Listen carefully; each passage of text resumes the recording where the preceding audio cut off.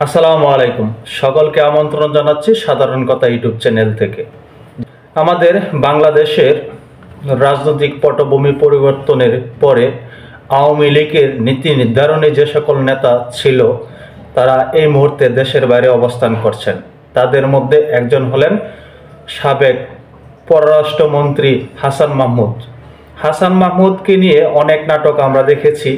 তিনি 5 আগস্টের পরবর্তী সময়ে বিমানবন্দরে আটক হয়েছিলেন, কিন্তু তার নিজস্ব কৌশল বা নিজস্ব ক্ষমতার বলে আবার তিনি বিদেশ চলে গেছেন। এখন তিনি কোথায় আছেন সেটি যদি সঠিকভাবে বলা নাও যায়, আমরা ধারণা করি মোটামুটি বলাই যায় তিনি এখন ইউরোপিয়ান কোনো দেশে আশ্রয় নিয়েছেন। এই প্রথম তিনি কোনো টিভির চ্যানেলে সাক্ষাৎকার দিয়েছেন। চ্যানেলটির নাম হলো নিউজ 18 বাংলা। সেখানে সোজা সাপটা একটি অনুষ্ঠানে সাক্ষাৎকার দিয়েছেন। সেখানে অনেক প্রশ্নে তাকে জর্জরিত করা হয়েছে, সে সকল প্রশ্নের উত্তর দিয়েছেন। সেই বিষয় নিয়ে আপনাদের সামনে কথা বলবো। তিনি কি বলেছেন, অন্তর্বর্তী সরকার সম্পর্কে কি বলেছেন এবং আওয়ামী লীগ ফিরে আসা সম্পর্কে কি বলেছেন। প্রথমে তাকে প্রশ্ন করা হয় কেমন আছেন। উত্তরে তিনি বলেন শারীরিকভাবে ভালো আছি। দেশের বাইরে কেমন কাটছে জীবন, এমন প্রশ্নের উত্তরে তিনি বলেন শারীরিকভাবে ভালো আছি, কিন্তু দেশের মানুষ দেশকে মিস করছি। কি হবে আওয়ামী লীগের ভবিষ্যৎ, এমন প্রশ্নের উত্তরে তিনি বলেন আওয়ামী লীগের এমন বিপর্যয় পরিস্থিতি অতীতেও হয়েছে। 75-এর বঙ্গবন্ধু সপরিবারে হত্যা করা হয়েছে, পরবর্তীতে জাতীয় 4 নেতাকে হত্যা করা হয়েছে এবং হাজার হাজার নেতাকর্মীকে হত্যা করা হয়েছে। হাজার হাজার নেতাকর্মী ভারতে পালিয়ে গিয়েছিল, আশ্রয় গ্রহণ করেছিল। তখন বাংলাদেশে জয় বাংলা নিষিদ্ধ ছিল, বঙ্গবন্ধুর নাম নেওয়া নিষিদ্ধ ছিল। তখন কেউ কেউ পাকিস্তানের সঙ্গে আতাত করেছিল। সেই পরিস্থিতিতে কেউ আওয়ামী লীগের নাম নিতে পারত না। সেই পরিস্থিতি মোকাবেলা করে শেখ হাসিনার নেতৃত্বে আওয়ামী লীগ 5 বার রাষ্ট্র ক্ষমতায় এসেছে। তিনি এখানে বলেছেন বঙ্গবন্ধু হত্যার পরে বাংলাদেশে বঙ্গবন্ধুর নাম নেওয়া, আওয়ামী লীগের নাম নেওয়া, জয় বাংলা স্লোগান দেওয়া এগুলো সম্পূর্ণরূপে নিষিদ্ধ ছিল। কিন্তু সেই পরিস্থিতি মোকাবেলা করে আওয়ামী লীগ বাংলাদেশে রাষ্ট্র ক্ষমতায় এসেছিল এবং সফলভাবে শেখ হাসিনা দেশকে পরিচালিত করেছেন, এমনটি দাবি করছেন হাসান মাহমুদ। আওয়ামী লীগ যেহেতু 75 সালে নিঃশেষ হয়ে যায়নি, আওয়ামী লীগ আবার ফিরে আসবে স্বমহিমায়। তিনি কনফিডেন্সের সাথেই বলছেন যে আওয়ামী লীগ আবার স্বমহিমায় ফিরে আসবে। পরবর্তীতে তাকে প্রশ্ন করা হয় আপনি বা শেখ হাসিনা আর কখনো বাংলাদেশে ফিরতে পারবেন বলে মনে করেন। তার উত্তরে সোজাটা সাপটা উত্তর দিয়েছেন অবশ্যই যাব, অবশ্যই যাব, কেন যাব না, আমরা অতি শীঘ্রই বাংলাদেশে যাব। তারপরে প্রশ্ন করা হয়েছিল 5 আগস্টের পর বাংলাদেশের রাজনৈতিক দলগুলো ভারত বিরোধিতা করছে কেন, এমন প্রশ্ন কিন্তু তার সামনে ছুড়ে দেওয়া হয়েছিল। একটি কঠিন প্রশ্ন। 5 আগস্টের পরবর্তীতে সময়ে ভারত বিদ্বেষী হয়ে উঠল কেন বাংলাদেশ। তার উত্তরে তিনি বলছেন বাংলাদেশে বেশ কয়েকটি রাজনৈতিক দল রয়েছে যারা আওয়ামী লীগের বিরোধিতা করে, ভারতের বিরোধিতা করে, হিন্দুদের বিরোধিতা করে, সংখ্যালঘুদের বিরোধিতা করে। কেউ কেউ ইসলামী রাষ্ট্র বানানোর চেষ্টা করে, কেউ কেউ তালেবানি রাষ্ট্র করার স্বপ্ন দেখে।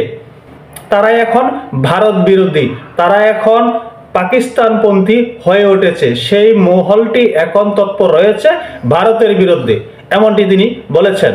পরবর্তীতে তাকে প্রশ্ন করা হলো গত কয়েক মাস ধরে আরেকটি বিষয় চলছে, হিন্দু ঘরবাড়িতে হামলা, মন্দিরে হামলা, সংখ্যালঘুদের উপর অত্যাচার, নিপীড়ন। কেউ কেউ বলছেন সংখ্যালঘুরা আওয়ামী লীগের পক্ষে ছিল, যার কারণে তারা এখন অত্যাচারের শিকার হচ্ছেন। এ সম্পর্কে আপনি কি বলবেন। ডক্টর হাসান মাহমুদ বলেন বাংলাদেশ আওয়ামী লীগের নীতির কারণে বাংলাদেশের সংখ্যালঘুদের 58% বাংলাদেশ আওয়ামী লীগকে সমর্থন করে।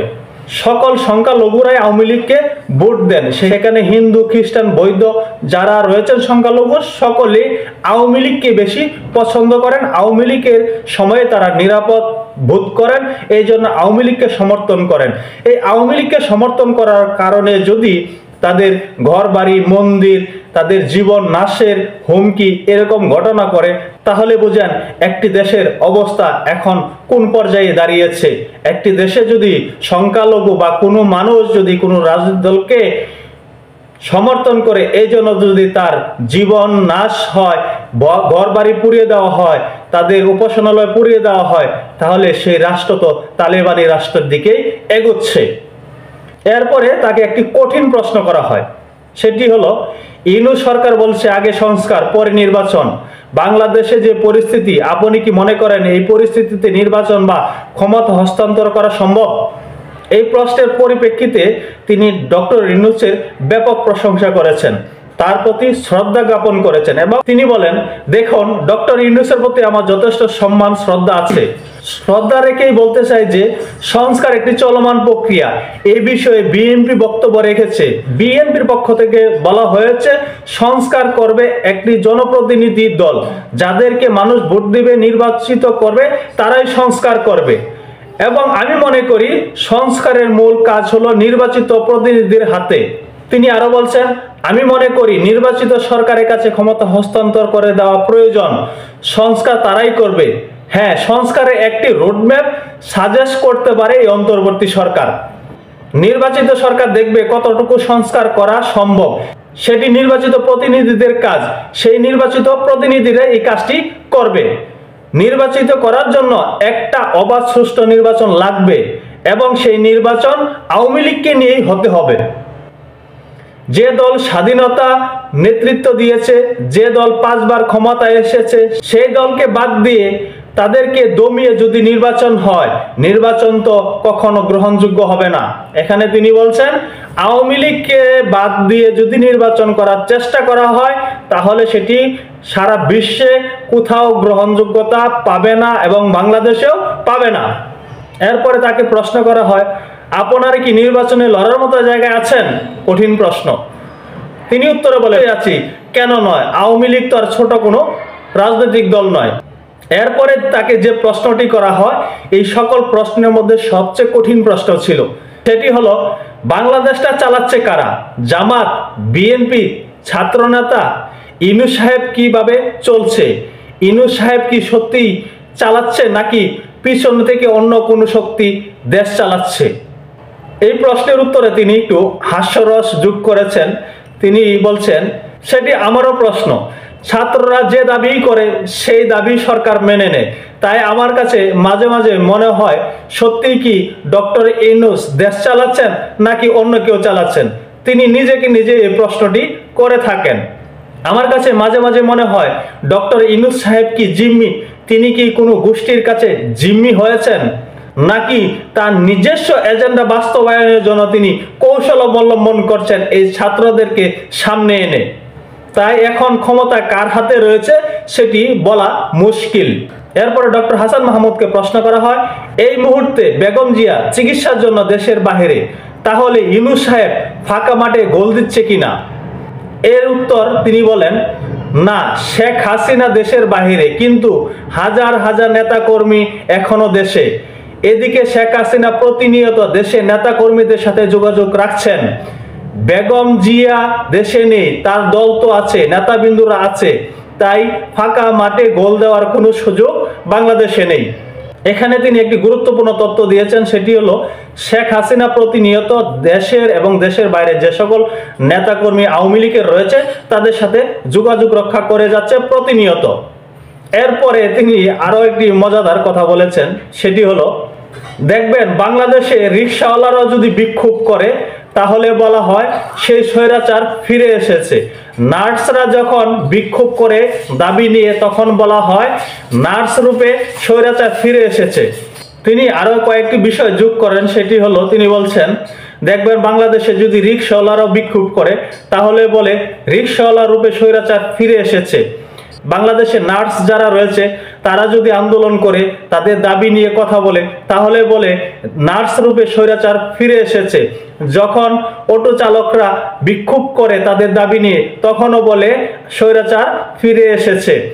যখন আনসাররা সচিবালয়ের সামনে বিক্ষোভ করে তখন বলে আনসার লীগ ফিরে এসেছে। তারা প্রতিনিয়ত শেখ হাসিনার চেহারা প্রত্যেকটি মানুষের মধ্যে দেখতে পাচ্ছে। তাই বাংলাদেশ থেকে আওয়ামী লীগকে বিতাড়িত করার কোনো কৌশলেই তাদের কাজে আসবে না, যেহেতু আওয়ামী লীগ এবং শেখ হাসিনাকে বাংলাদেশের সকল জায়গায় তারা এখনো বিদ্যমান রেখেছে। তাদের চোখে যেদিকে তাকায় সেদিকে আওয়ামী লীগ এবং শেখ হাসিনাকে দেখে, তাতেই বোঝা যায় বাংলাদেশে আওয়ামী লীগ এবং শেখ হাসিনার অবস্থান কতটুকু মজবুত। তারা টেলিভিশনের সামনে আসতে শুরু করে দিয়েছে। পরবর্তীতে হয়তো আমরা আরো বেশি তথ্যপাত্য পেতে পারি তাদের কাছ থেকে। সকলে ভালো থাকবেন। আল্লাহ হাফেজ।